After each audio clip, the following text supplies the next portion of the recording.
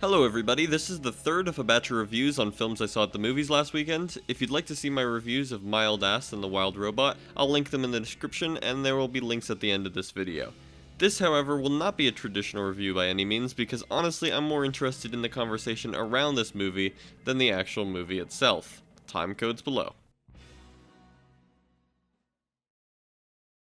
First, I want to give a bit of history about Megalopolis. In 1977, Francis Ford Coppola had the idea for a modern retelling of the Catenarian conspiracy in modern-day New York. To set the scene, this is the year that Star Wars came out, Elvis died, and Jimmy Carter was put into office. Then in 1983, year of Return of the Jedi, he started to plot out this idea. In 1989, the year of the Berlin Wall falling, Coppola tried to fund the movie. Then he tried again in 2001, the year of... Honestly, I can't really think of anything that happened in 2001. But the studio refused because Coppola insisted it be set in New York City, and the studio thought making a movie about the fall of New York City would be offensive because of, I don't know, some sort of tragedy that happened that year. So Coppola began his wine empire and expanded it over the course of 20 years until he had enough profits and expensive estate to sell and get $120 million to fund his film. He also financed the advertising, which was apparently an extra $16 million, but I'm not sure how accurate that number is. I feel like it was probably a lot more. A lot of people are calling this movie self-indulgent, and yes, it is very self-indulgent to spend $120 million on your single passion project. But despite being a gross display of wealth, this movie is also a display of non-stop work by a single artist to get his vision across to the world. And that I do respect. He clearly worked very, very hard to get this movie made. As I said, he wanted to make this for nearly 50 years. And I'm glad he made it. Francis, buddy, you are winning at this game we call life, and I am so happy for you. There's so many people, when they die, they say, oh, I wish I had done this, I wish I had done that.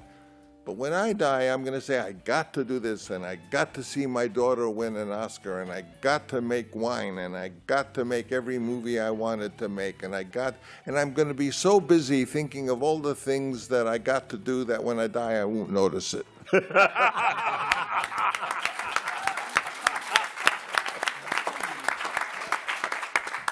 The actual production of this film was very strange. Apparently Coppola encouraged the actors to improvise during the shoot, and while improvisation is very normal, apparently they were asked to improvise entire scenes, and this was a regular part of the shooting of this $120 million film.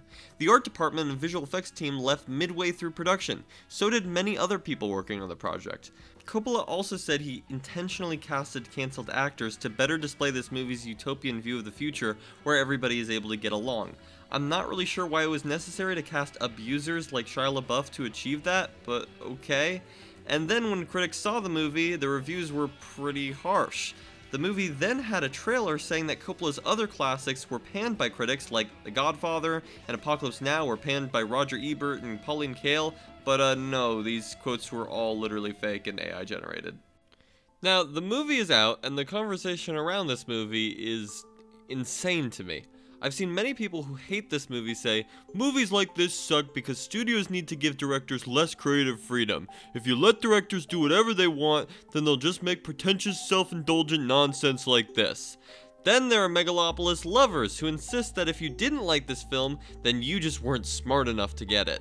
If you didn't like this movie, then you didn't want a non-conformist, unconventional, revolutionary piece of art. You wanted something unchallenging, studio-made, garbage, made by committees of people in suits. Just a bunch of executive decisions in a row, please. Yes. One after the other after the other. I feel like I was in the boardroom. This is the more interesting position to me, so here are some quotes I've gathered. This one's from YouTube.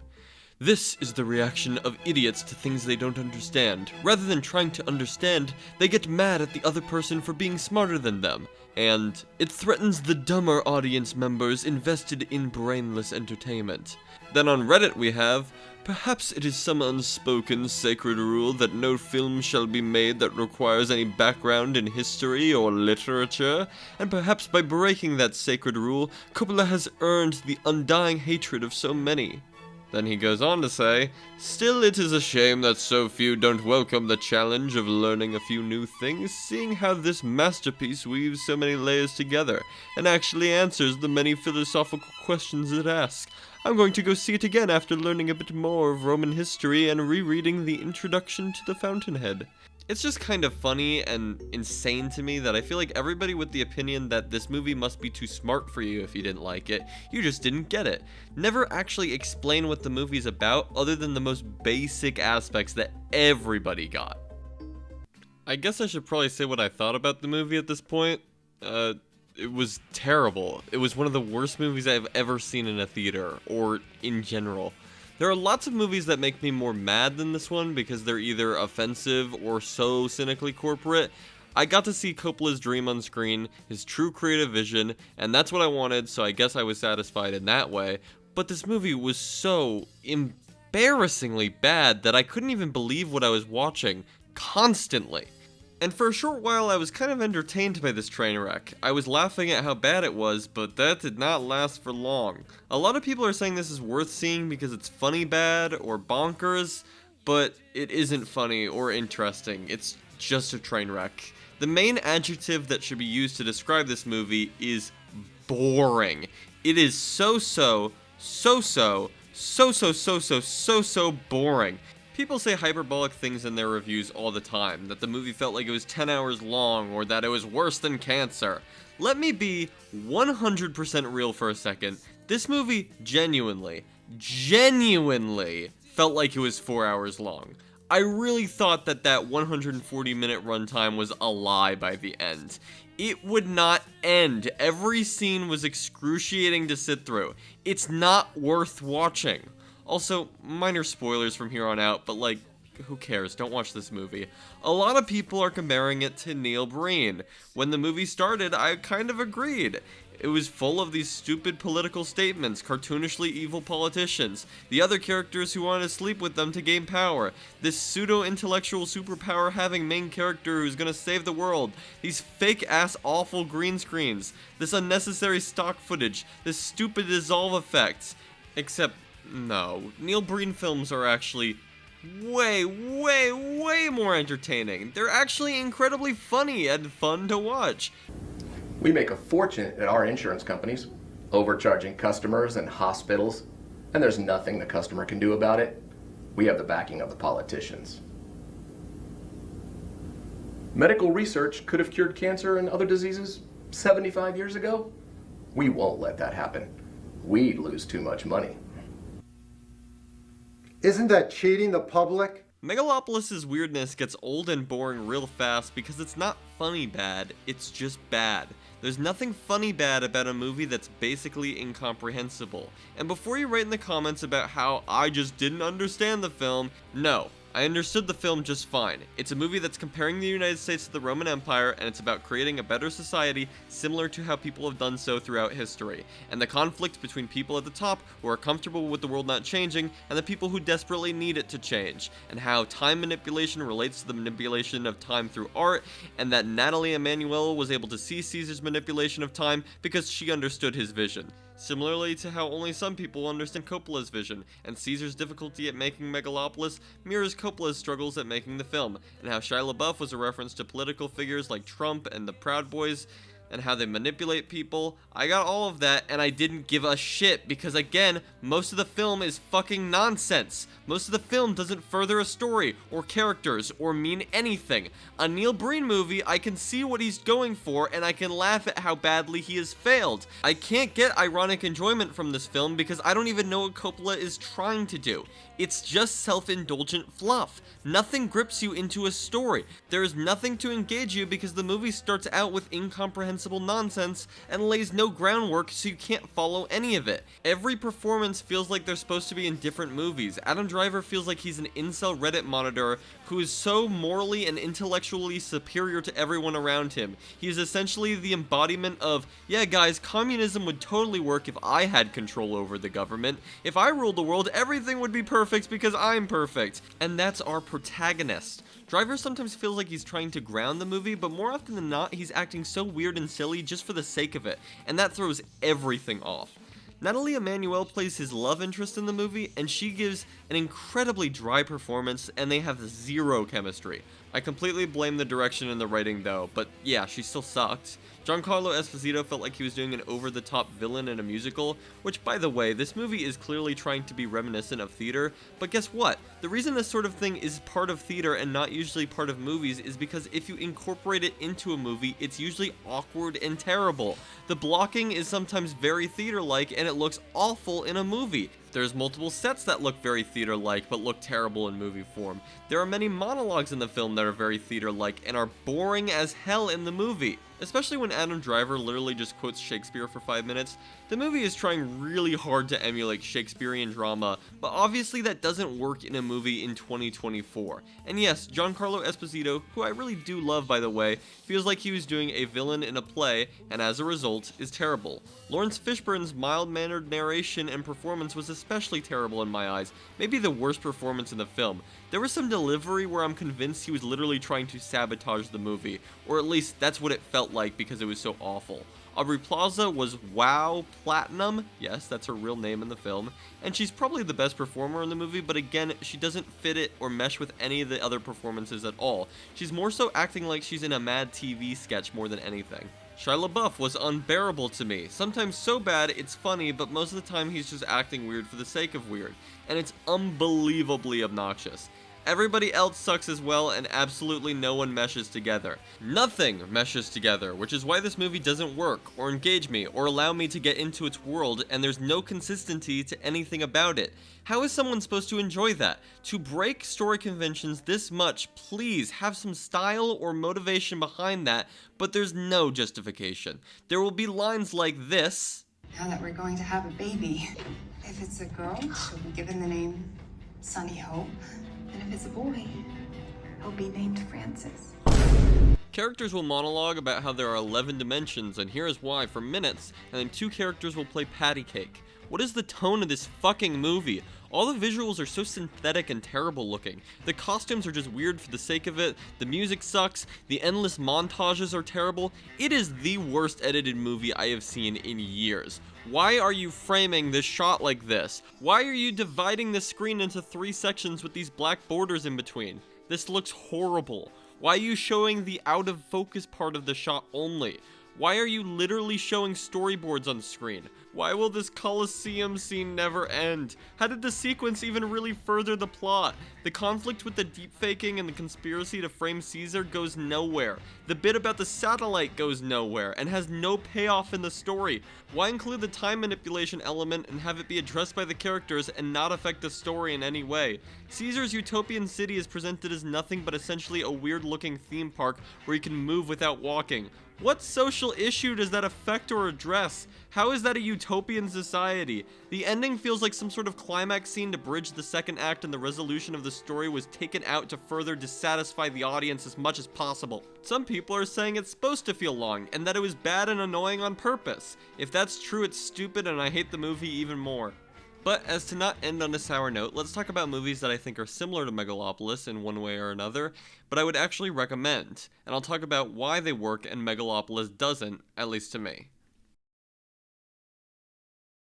First I got Blade Runner. It's set in a dystopian version of Los Angeles which combines LA with aspects of Asian culture in a similar way to how Megalopolis combines New York and Roman culture. It's similarly colorful and has these lavish sets and has these grandiose statements about humanity. But the reason I want to invest my time and care about Ridley Scott's vision and not Coppola's is because it's consistent and has a clear tone and a world you can get invested in. Its effects and cinematography and visuals are unmatched. I was actually invested in this movie before it started. I got the Blu-ray as a gift before I had seen the film, and the track they used for the Blu-ray menu, Memories of Green, is now my favorite piece of music ever written for a film.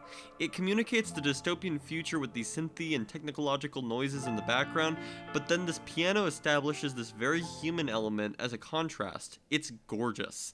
And the soundtrack helps me understand the vibe of the world and the vision. The concepts are imaginative, but the plot is clear. And what's being said about the nature of consciousness and humanity by the end is genuinely profound. Yes, some moments are slow or weird in a way that doesn't fit with the rest of the movie. It's not perfect, but the film works as a whole very well. I think it's kind of a masterpiece. Thank you, Ridley Scott, for this one, and it seems like you're very proud of it because you put it in your own Letterboxd top 4. But Blade Runner isn't nearly as unconventional as Megalopolis, so let's talk about a movie with more unconventional storytelling. How about Cronenberg's Naked Lunch? Again, the music here is great and really grips me into the world before the movie starts. Just from that crazy saxophone theme during the opening credits, I know this is going to be a sort of noir-styled film, but the wild, dissonant aspects of the music imply that this movie is going to have something weird and alien, and it definitely does.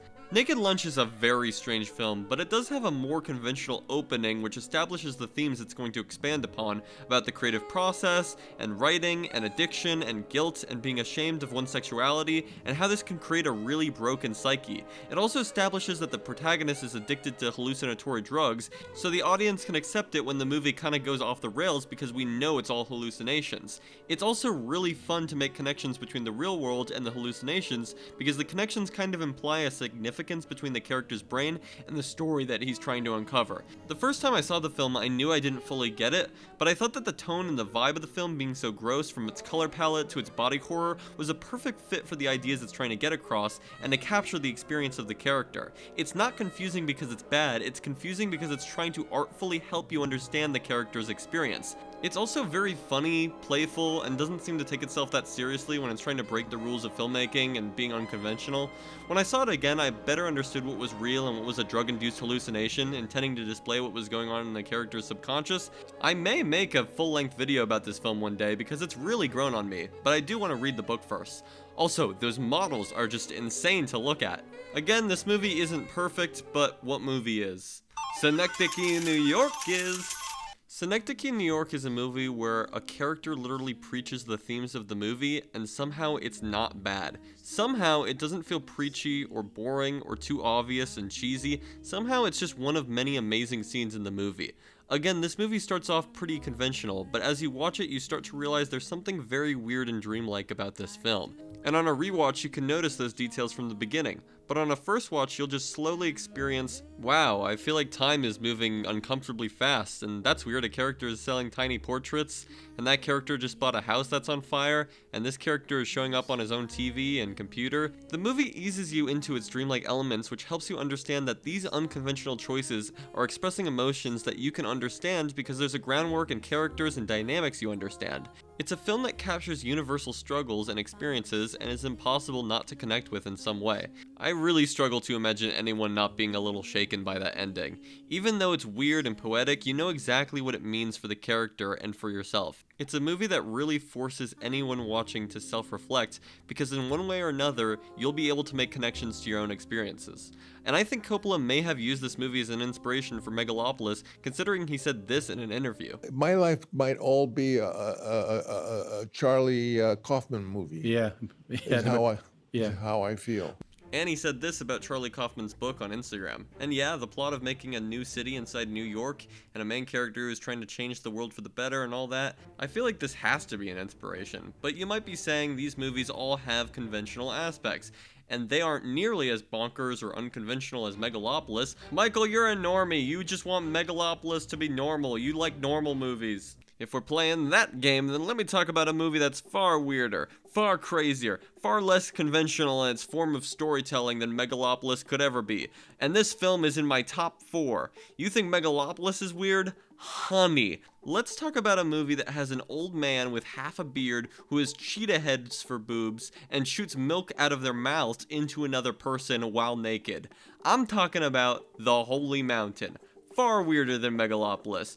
There are barely even characters in this movie. The characters are basically just symbols for different ideas. The characters essentially speak in riddles like Megalopolis, but what's better about The Holy Mountain, first off, is the editing. It doesn't spend an hour in a coliseum dicking around. If you don't enjoy an aspect of The Holy Mountain, they have already moved on to the next scene.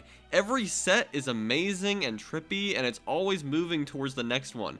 And they did this with less than 1% of Megalopolis' budget more than 50 years years ago. It's also very self-aware. It also has a very consistent vibe. It has an opening that sets up the tone and the idea of the movie in an incredibly gripping way. Great set, great blocking of the actors, great costume. It's imagery like this that sticks with an audience. Some aspects are easy to understand on a first watch, but there are many moments I still don't really understand, and I've seen this movie many times.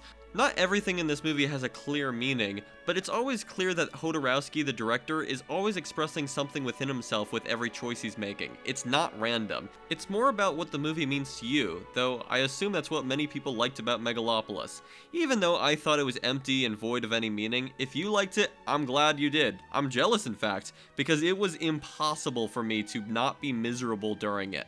Also, just don't be obnoxious about your opinion, and if you are of the position that Megalopolis is bad because the director had total creative freedom and made an unconventional story and its box office failure is proof that it's bad, here's 4 movies that were made by directors with pretty much uncompromised creative freedom. They're all unconventional in one way or another, and they were all total box office failures. But they're still masterpieces in my opinion, especially Synecdoche, New York and The Holy Mountain. Watch those, and if you love Megalopolis, these movies are similar in one way or another, and infinitely more entertaining and profound, at least to me. I did not enjoy anything about Megalopolis at all, except it was very occasionally so bad it was funny. Half a star for this one, and that's about all I have to say. See ya, guys!